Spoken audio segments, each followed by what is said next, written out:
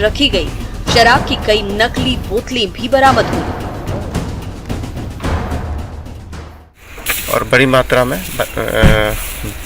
अवैध निर्माण शराब और उस डुप्लीकेट रैपर उसकी बनाने की सामग्री सभी बरामद हुए। कई तैयार माल भी बरामद हुए। अभी आगे छापामारी की जा रही है।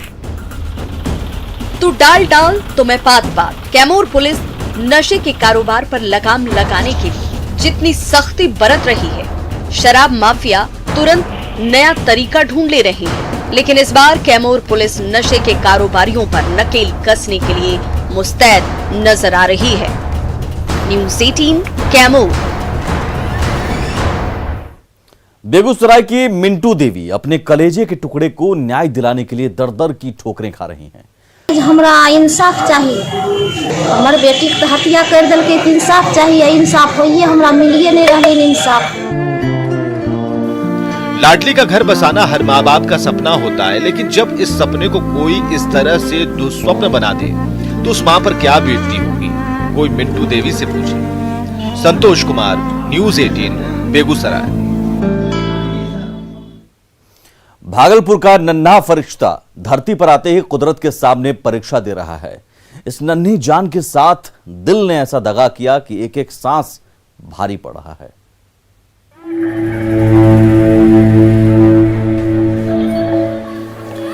धरती पर आने के साथ इस नन्हे फरिश्ते ने अपनी ठीक से सांस लेना भी शुरू नहीं किया था कि कुदरत ने उसकी परीक्षा लेनी शुरू कर दी। भागलपुर के JLNMCH में नाथनगर के इंदर कुमार की पत्नी ने 2 दिन पहले इस बच्चे को जन्म दिया था, तो उसका दिल दाएं के बजाय बाईं ओर धड़क रहा था। तो नन्हे से दिल में 2 सुराख भी मिले। ऊपर वाले ने जब क्रूर मजाक किया तो धरती के भगवान इस मासूम को जीवन दान देने के लिए आ गया। अब ये नवजात NICU में डॉक्टरों की निगरानी में है। जांच में उसका जो दिल है वो बाएं साइड में नहीं, दाएं साइड में प्रॉब्लम है। हार्ट में 2 और छेद है इसको, PDA और ASD। उसके लिए इलाज के लिए हाँ, वो बच्चा भर्ती है अभी यहाँ। ऊपर वाले ने इस कदर मजाक किया कि माँ बाप की गोद में खिलखिलाने के बजाय मेडिकल उपकरणों से घिरा हुआ ये मासूम आज एक एक सांस के लिए कुदरत से जंग लड़ रहा है। आशीष, न्यूज़ 18 भागलपुर। बक्सर सदर अस्पताल में मरीजों के परिजनों का बुरा हाल है। अंदर बच्चों का इलाज चलता है तो बाहर ठंड से ठिठुरते परिजन इंतजार करते रहते हैं।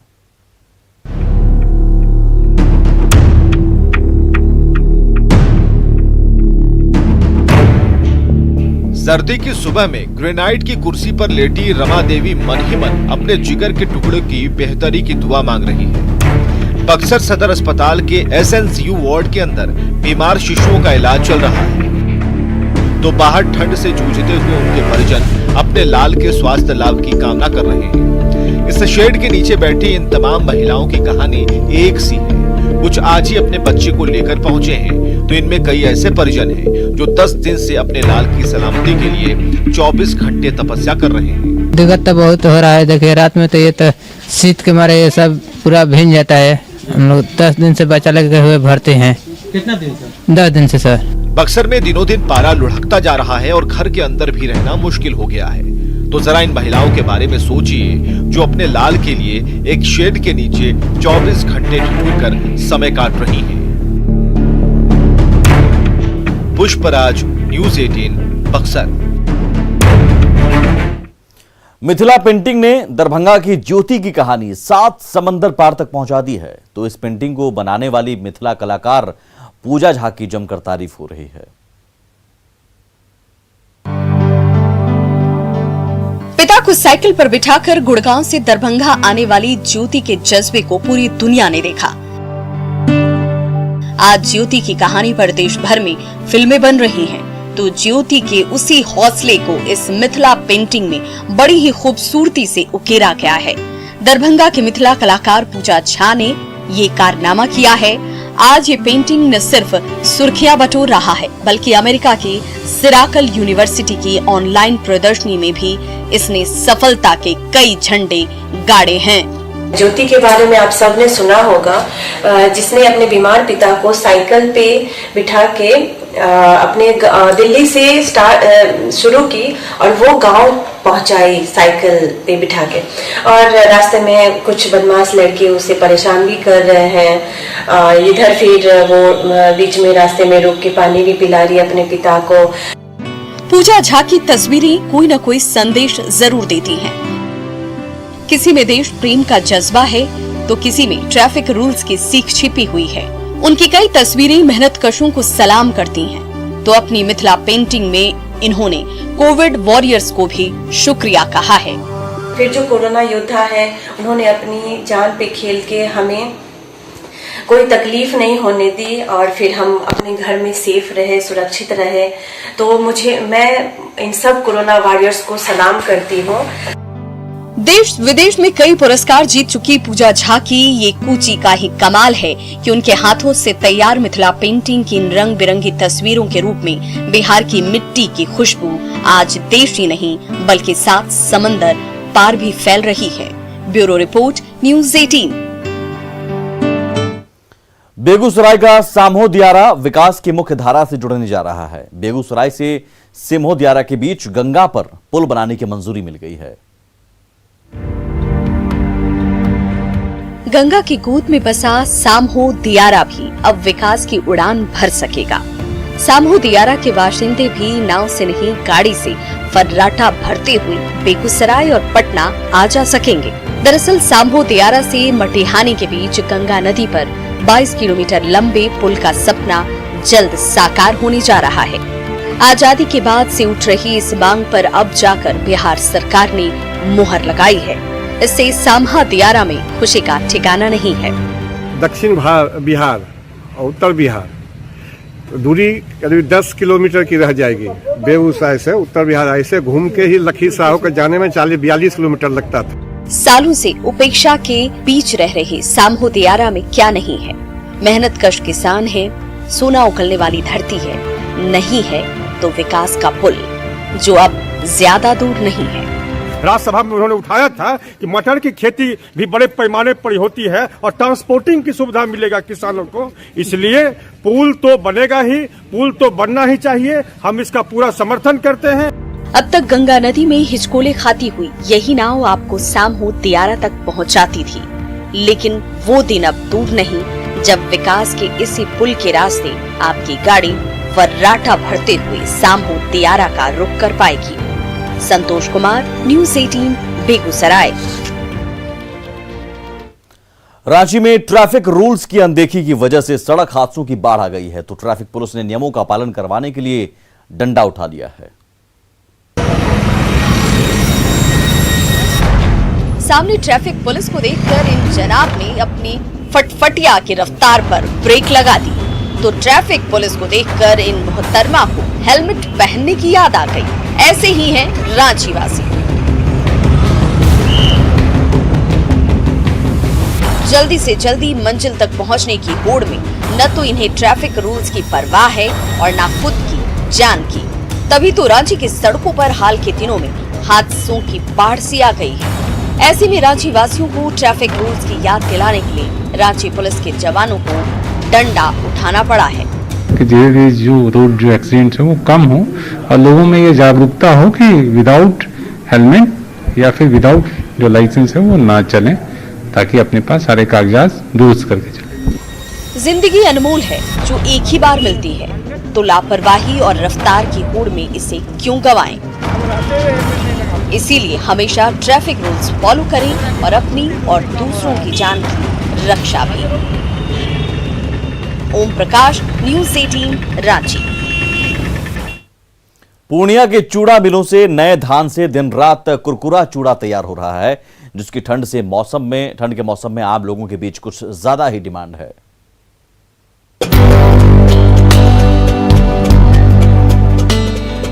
चूड़ा के साथ दही मिल जाए तो उसका स्वाद मन को तृप्त कर देता है। उत्तर बिहार में तो दही और चूड़ा साल भर बड़े ही चाव से खाया जाता है, लेकिन दक्षिण बिहार में कई जिलों में खास तौर पर जाड़े के 3 महीनों में चूड़ा खाने वालों की तादाद बढ़ जाती है। यही वजह है कि पूर्णिया के चूड़ा मिलों में इन दिनों नए धान से अगहनी चूड़ा तैयार करने की होड़ मची हुई है। 4 रुपया किलो धान लेते हैं, धान का चूड़ा कूट रहे हैं? जी कितना चल रहा है अभी कुटाई? वही कुटाई चलता है, दिन भर कमाते हैं 700 800 500 600 रुपए। सीमांचल के खेतों में इस बार धान की बम्पर पैदावार हुई है, तो सर्दी के इस मौसम में इस नए धान से तैयार स्वादिष्ट चूड़े का स्वाद लेने के लिए सीमांचल वासी बेताब नजर आ रहे हैं।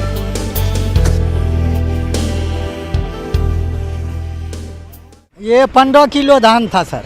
अच्छा। धान यही जाके कितना हुआ, 6 किलो 7 किलो धान ये खूब माने अभी रस रहता है ना चूड़ा? हाँ रस रहता है नया चूड़ा में। अभी का चूड़ा का मजा है अलग है। जी जी।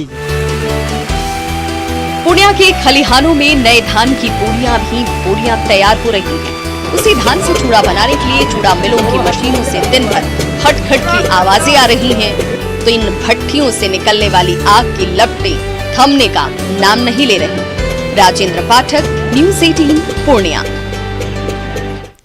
कैमूर के गोविंद भोग चावल से अयोध्या में प्रभु राम को भोग लगता है, तो इस चावल ने कैमूर के किसानों की झोली खुशियों से भर दी है।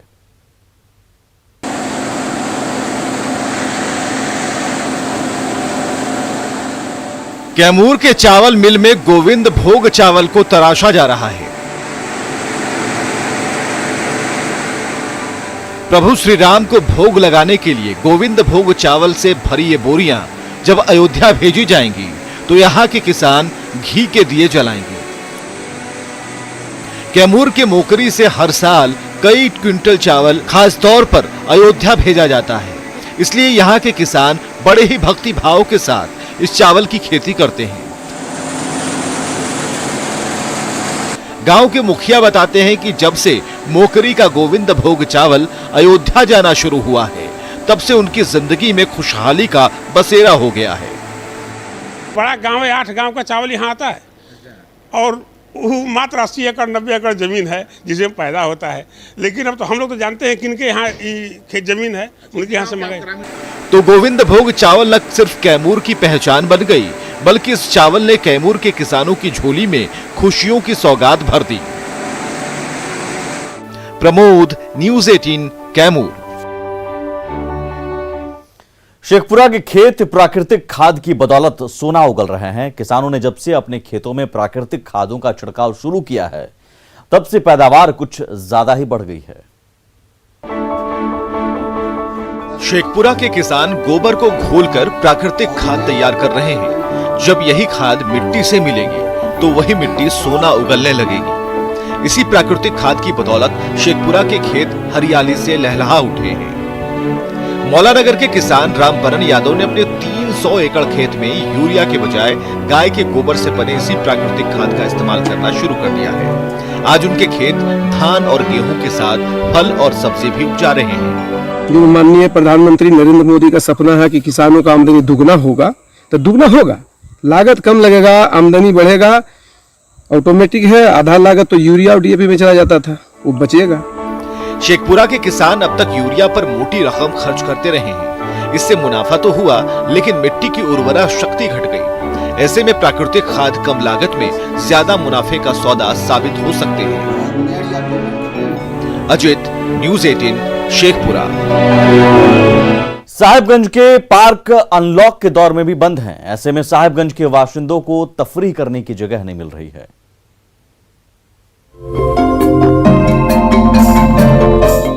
छुट्टियों के दिनों में साहिबगंज के बाशिंदे अपनों के साथ सुकून के 2 पल गुजारने के लिए रोजाना गंगा विहार पार्क का रुख कर रहे हैं। किसी के साथ छोटे छोटे बच्चे हैं, तो कोई अपने दोस्तों के साथ पहुंचा हुआ है। लेकिन पार्क के गेट पर लगा ताला देखकर उन्हें उल्टे पांव बैरंग लौटना पड़ रहा है। हम पार्क घूमने आए थे, लेकिन पार्क बंद है, इसलिए हम लौट के जा रहे हैं। मैं पार्क आया था, लेकिन पार्क तो बंद है, मैं कहीं और जाऊंगा। तो इस पार्क में क्या करना था आपको? मुझे झूलना था, ये भी खाना था। अच्छा। कोरोना के नाम पर इस पार्क के गेट पर पिछले कई महीनों से यूं ही ताला लटका हुआ है। हालांकि अनलॉक के इस दौर में सरकार की ओर से रियायतें मिलनी शुरू हो गई हैं। इसके बावजूद साहिबगंज के गंगा विहार पार्क का गेट खुलने का नाम नहीं ले रहा। निशांत, न्यूज़ 18 साहिबगंज। और इसी के साथ इस खास शो में बस इतना ही, लेकिन आगे भी खबरों का सिलसिला लगातार जारी है। नमस्कार।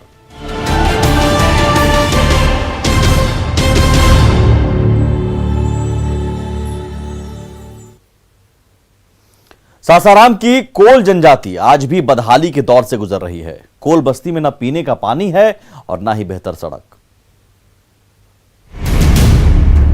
सासाराम से इस टूटी फूटी सड़क से जब आपके कदम बढ़ते चले जाएंगे तो सामने कोल बस्ती में बदहाली और बदनसीबी आपका इंतजार करती मिलेगी। कैमूर पहाड़ की तलहटी में बसी इस कोल बस्ती में 80 से ज्यादा परिवार रहते हैं, लेकिन यहाँ न पीने का पानी है, न बिजली है, और जिस दिन दिहाड़ी मिलती है उसी दिन चूल्हा जलता है, वरना भूखे पेट सोने के सिवा कोई दूसरा चारा नहीं। गांव में कोई स्कूल नहीं है और काफी दौड़ भाग कर इस बस्ती में सिर्फ 2 युवक मैट्रिक पास कर पाए, लेकिन उन्हें भी रोजगार नहीं मिला। पहला काम का बहुत परेशानी है यहाँ पर, काम की किल्लत बहुत। हम लोग पहाड़ के थ्रू मैंने काम करते हैं, तो आज के दौर में हम लोग को कहीं काम नहीं मिलता है।